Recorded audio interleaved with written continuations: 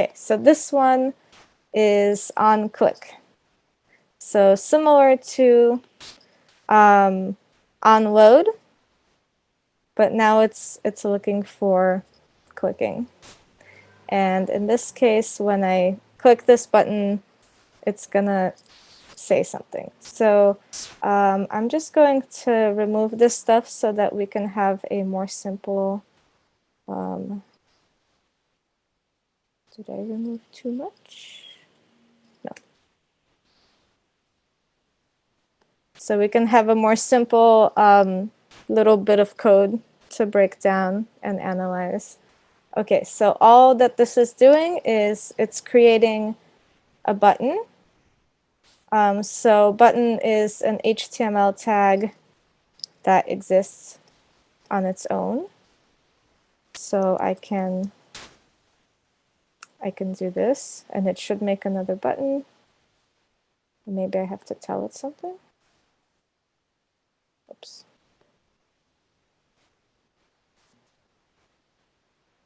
Yeah, so it will make a button just by virtue of having those tags around it.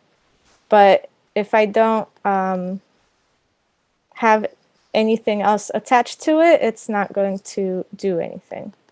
So besides making the form of the button, which is what this tag does, we have to give it behavior. And so we're going to give it this, or this one already has this onClick attribute, and it's set to my function. Again, like the last one was set to my function. So let's see how they're passing that information around in this. So it says click me,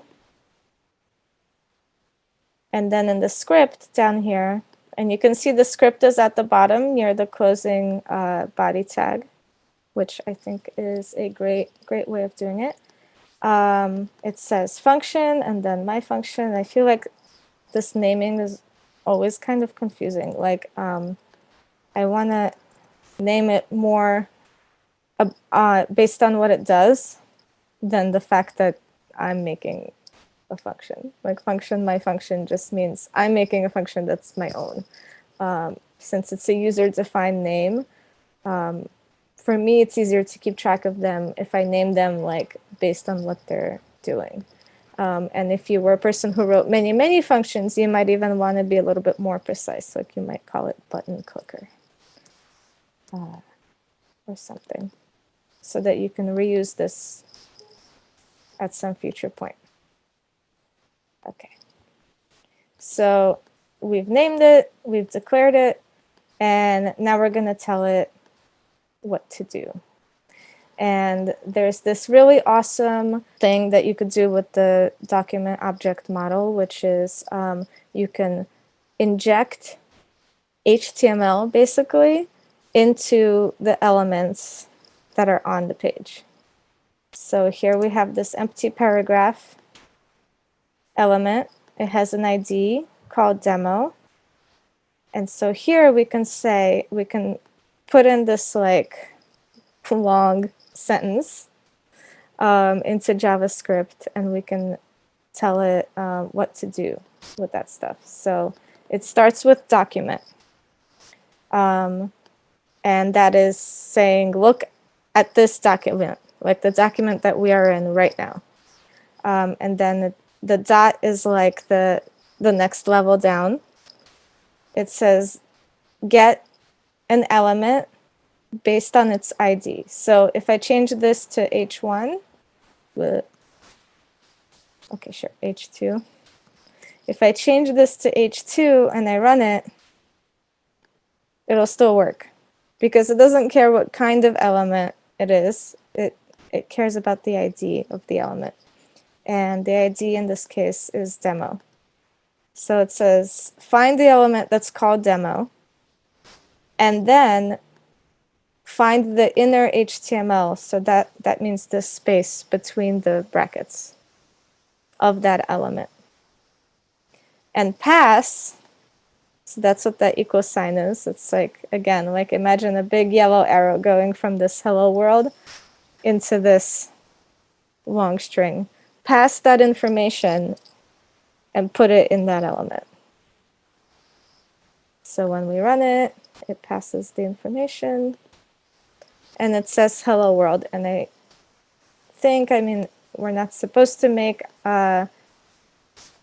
elements with the same ID name because it's confusing, right? For styling and all sorts of purposes. But I think like, even if I have two of them, no, it didn't do that. Okay, interesting. So I guess it finds the first one and then it just like, once it found it, it doesn't run twice. So that's good to know. So it runs through and it makes that element change.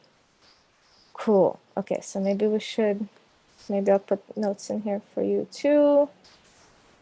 So we have in our script tag, words are clearing.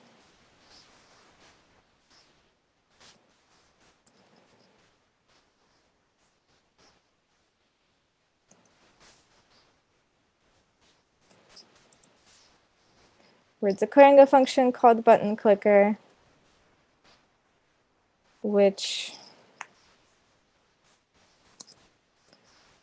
looks at the document we're in now, then looks for elements with IDs that are called demo, or rather it looks for the first it looks for the first element it can find, right? Element it can find.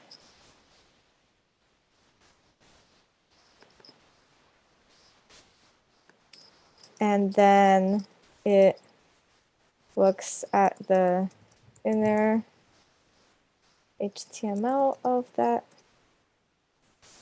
element and passes the string. So anything in quotation marks is a string. And we know this from using Google, for example. When you use Google search, you could write whatever you're looking for, and sometimes the results aren't very precise, or like they're a little off if it's something that's kind of like a unique or a weird thing. So then you put quotation marks around it, and then it finds results that match exactly the words you wrote in the way you wrote them. So it's the same thing. So it's like it's looking for exactly those, or it's using exactly those letters in the way that we wrote them between the quotation marks. So it passes the string hello world into that space. Okay,